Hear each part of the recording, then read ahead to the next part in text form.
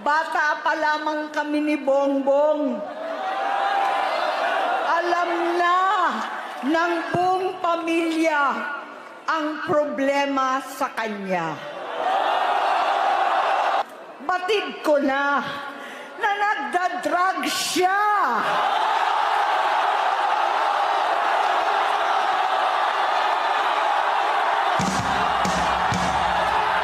Naalaman ko at ng pamilya. Kinumbinsi ko pa si Bongbong. Pakasalan mo na si Lisa. Naisip ko noon, kapag nag-asawa siya, malalagay na sa tahimik at magkakaroon ng direksyon.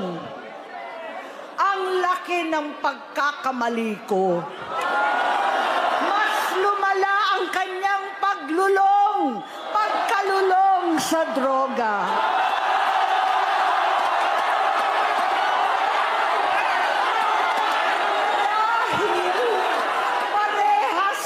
Silang mag-asawa.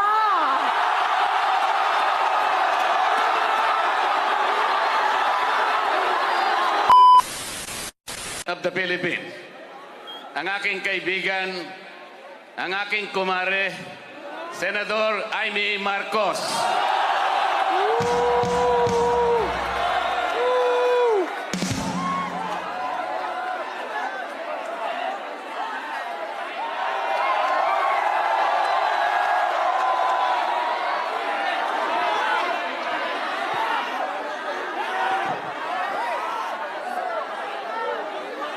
Magandang gabi po sa inyong lahat, mga mahal na kapatid. Ka-Israel, ka-Bien, ka-Erds, ka-Arnel, lahat ng ating minamahal na kapatid. Higit sa lahat ang classmate ko mula Congress hanggang Senado, Senador Manong Dante Marcoleta. Napakahirap po ang pumunta, tumayo, at magsalita sa inyong harapan. Pero noon pa man, alam kong walang madali kapag ikaw ay Marcos. Nanginginig ako at ang aking boses, hindi dahil ako'y natatakot sa inyo, kundi dahil nalulungkot po ako. Ipagpaumanhin ninyo kung sa gitna ng pagsasalita ko, ako'y hihinto, hihinga dahil sa bigat ng aking kalooban. Pero hindi yan ang dapat kong ihingi ng paumanhin. Hindi yan ang kasalanan ko sa bayan na dapat ihingi ko ng tawad. Narito po ako dahil sa tawag ng Iglesia ni Cristo para sa transparency, accountability at hustisya. At dahil sa tawag ng sarili kong konsensya, bilang senador, bilang kapatid, bilang Pilipino. Bata pa lamang kami ni Bongbong. Alam na ng buong pamilya ang problema sa kanya.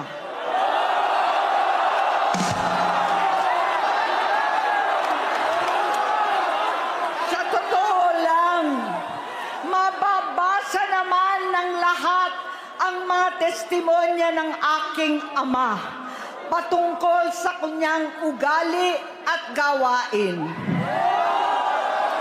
Noon, dahil may tatay pa kami, hindi ko pa siya responsibilidad. Noong tumatanda, ay mas naging nakakabahala. Batid ko na nagda-drug siya.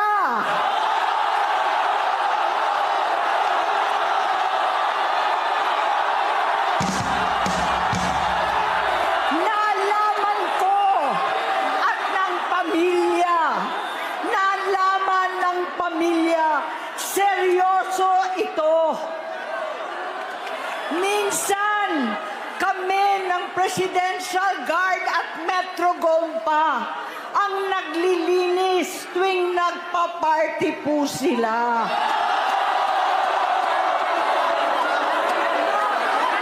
Namuhay kaming magkakapatid sa ibang bansa.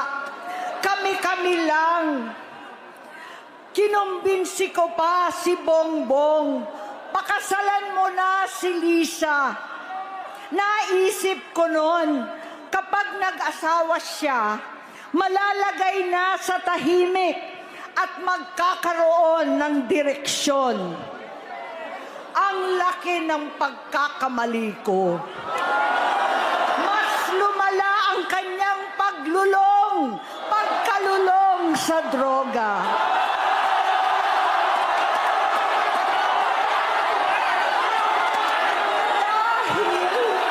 Parehas pala silang mag-asawa.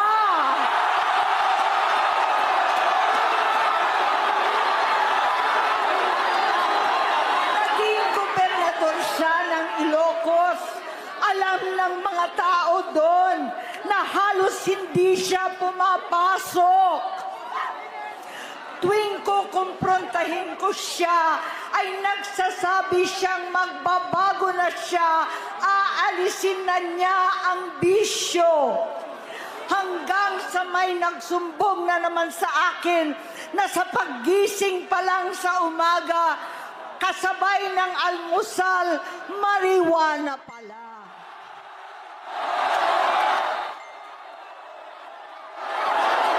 Maghapon sila. Lahat sila nagiinuman at gumagamit ng cocaine. Kasama ng asawa at barkada. Tulad ng ama ko, kinastigo ko ang mga barkada niya. Ang nasirang si Bong Dasa, si Edvi Cruz, Inigo, Tony Boy, Sap Anton, alam po ninyo yan. Paano nagre-resign na sa takot ang mga pulis nila at staff dahil sa lumalalang bisyo. Buhay niya, gusto niyang mag-vice-presidente. Hindi siya pinalad at lalong nagkaroon ng oras para sa bisyo. Simula noon, naging malabo sa amin ang lahat. Kaysa mag-away, bigla na lamang lumayo ang loob namin sa isa't isa. Noong 2016, kasabay ng kampanya ni dating Pangulong Duterte laban sa droga, lumabas ang pangalan ni Bongbong sa listahan. Nakasama siya sa listahan ng mga celebrities, mga artista, Maricel Soriano at iba pa. Masinsinan kong kinausap si Pangulong Rodi. Halos manikluhod ako. Sinabi kong ayon sa kapulisan, dapat unahin, usigin ang mga pusher at saka na lamang sagipin ang mga user. Naligtas si Bongbong. Labis ang takot ko at pag-aalala. Kinausap ko siya at nagsabi siyang talagang siya ay nagbabago na. Muli at lagi, hindi ako nawalan ng pag-asa. Ako'y naniwala ulit. Mula noon na natatanggap ko na lang na balita tungkol sa kapatid ko ay regular na pagpapadoktor. Kaya kumalma naman ako. Inisip ko, totoo, dahil naopera na ang tuhod niya sa gout. Siguro, totoo na ito. Hanggang nito, nalaman ko na tuloy ang paggamit niya sa mga party na garapalan naghahain ng droga. Pinagmamalaki pa ng mag-asawang kayang-kaya nila ang microdosing ng cocaine. Hati-hatiin daw para 4 na beses sa isang araw. Hindi mabibisto. Ang pampapadoktor, pinalabas nilang pag-stem cell. Nagpapalit daw ng dugo, nagpapa-blood transfusion. Kayang-kaya raw, hindi ko maintindihan ang pinagsasabi. Noong 2021, kahit papano, nagkikita kami at nagkakausap. Sumamba siya sa akin, talagang hinintunan niya. Naniwala ako kasi sabi niya gusto niyang tumakbo. Ang sabi ko, tutulong ako sa abot ng aking makakaya. Ipinakilala ko si Bongbong kay Inday. Naging magkatandem sila. Pagkatapos noon ay biglang hindi na niya ako ulit kilala. Kahit si Inday, nagtataka, bigla ko na itsapwera. Kahit ganon, nangampanya pa ako para sa kanya, kahit si Inday na lang ang aking nakakausap. Hindi ko alam bakit ako nakaban sa headquarters nila sa Mandaluyong. Hindi ko alam bakit walang nagre-report sa akin tungkol sa kampanya. Sa totoo lang, masakit mang aminin, nung dinidisqualify na siya, halos papaboran ko na sana dahil may nagsumbong sa akin mula sa kanyang campaign team na gumagamit na naman siya. Nung sinabihan ko, siya at mga taong nasa paligid niya, nagkaisa silang tuluyan akong alisin sa kampanya na ako naman ang bumuo. Sinabi nilang gusto ko na siya ay ma-disqualify para ako ang pumalit. Hindi totoo yun.